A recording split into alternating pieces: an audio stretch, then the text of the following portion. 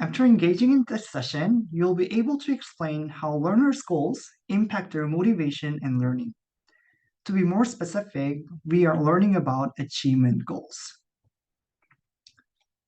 Achievement goals or goal orientation are one's purpose or reason for engaging in achievement behaviors.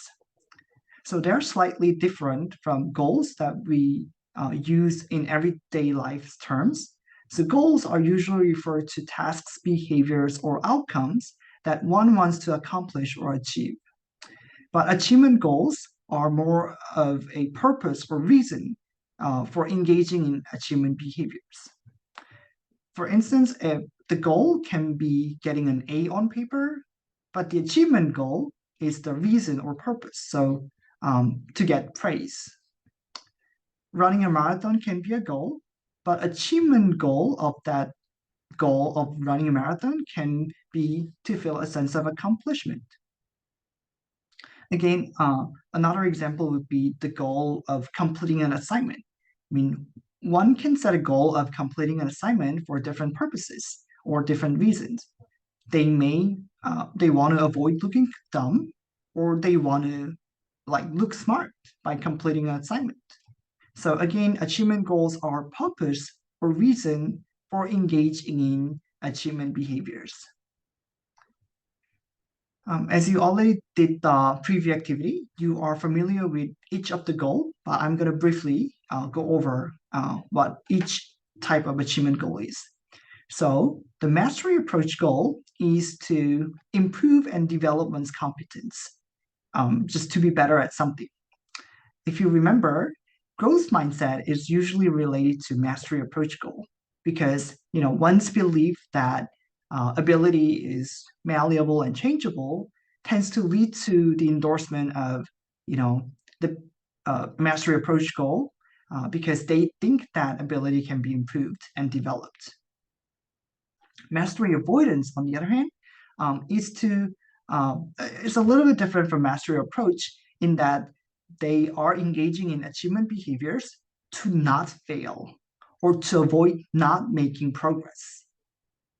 So it can be more easily understood with an example. So a person can run a marathon to develop physical ability, to be better at running. However, the same person can run a marathon to avoid losing physical stamina or endurance. So there is like a certain standard that they want to keep, they want to maintain, and they're running a marathon because they don't want to lose that standard. Performance approach is related to look competent and to outperform others, whereas performance avoidance is related to avoid looking incompetent, to avoid looking dumb or not smart. An example can be an example of a performance approach goal. One can run a marathon to show off one's athletic ability and prowess. However, one can also run a marathon so others won't think, other people will not think that they are unathletic. So they don't want to look unathletic or a lazy person. So that is the reason why they run a marathon.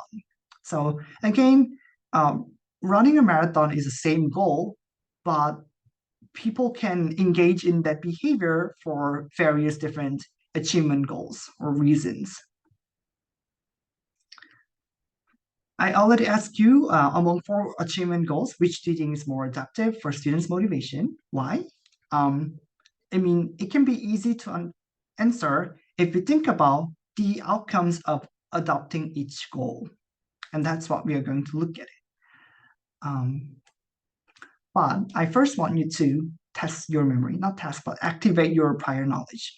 So motivation is something not tangible, right? We cannot actually observe one's motivation, right? It's something that can be shown by behaviors. Do you remember the 3 behavioral indicators of motivation? How do we know that if students are motivated or not? Well, it was not a very important point, I did not emphasize that much, so it's okay if you don't remember. So the first is choice. So what kind of choice that students make?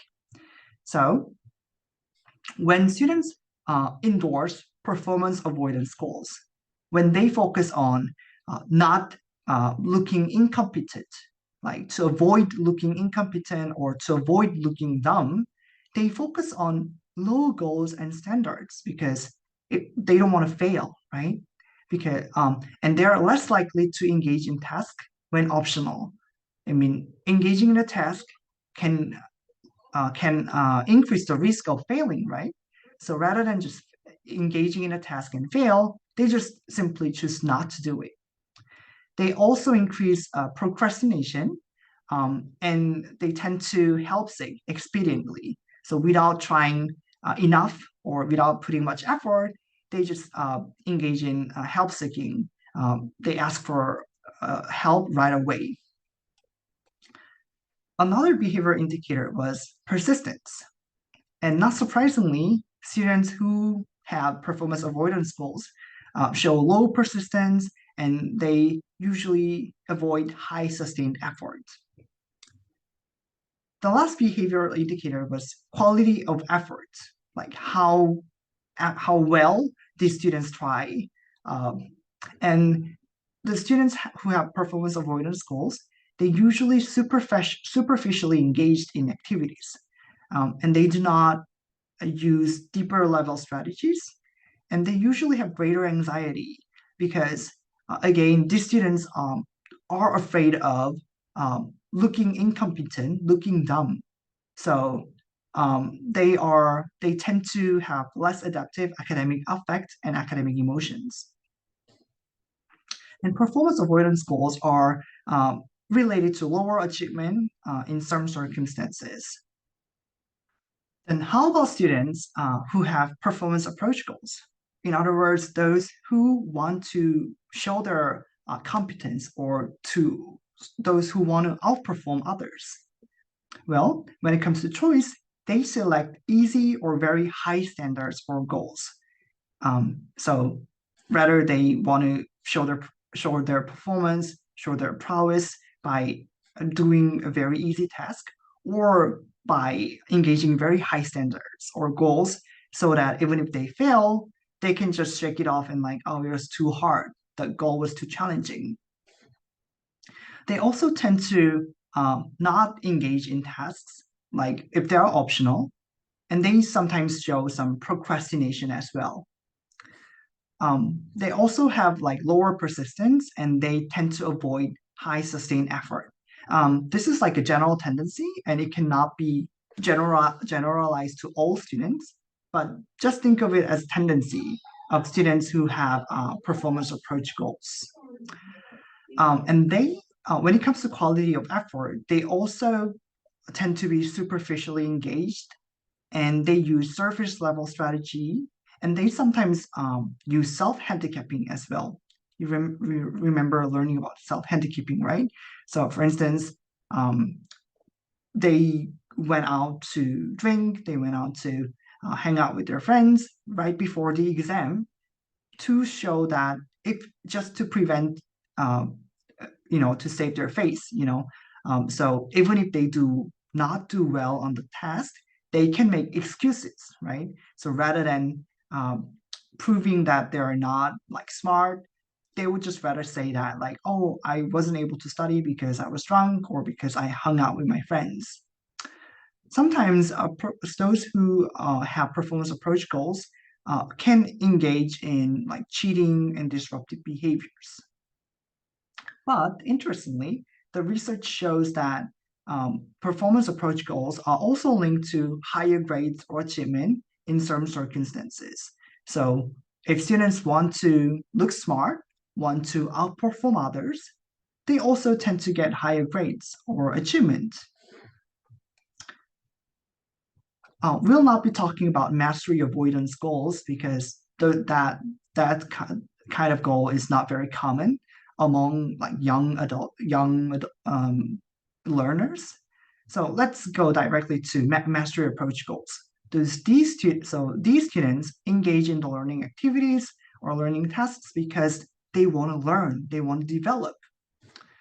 When it comes to choice, they tend to choose moderate or challenging standards, and they're more likely to engage in optional or challenging tasks because, again, their purpose is to learn more, is to develop their competence. There also the mastery approach goals are linked with a desire to work harder and engage longer, and the students demonstrate increased persistence at challenging and difficult tasks. Unlike students who use performance approach goals, those who endorse mastery approach goals uh, tend to use deep processing strategies, metacognitive or effortful strategies. They also, and mastery approach goals are linked to positive academic emotions and less anxiety and frustration because their focus is on learning. They are like less caring about how they will be viewed by others.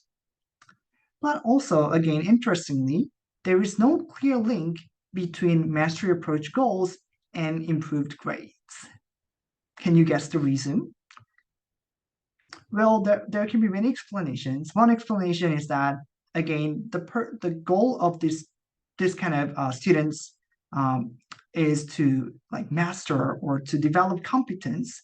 So maybe they focus on learning rather than to do well on the exam.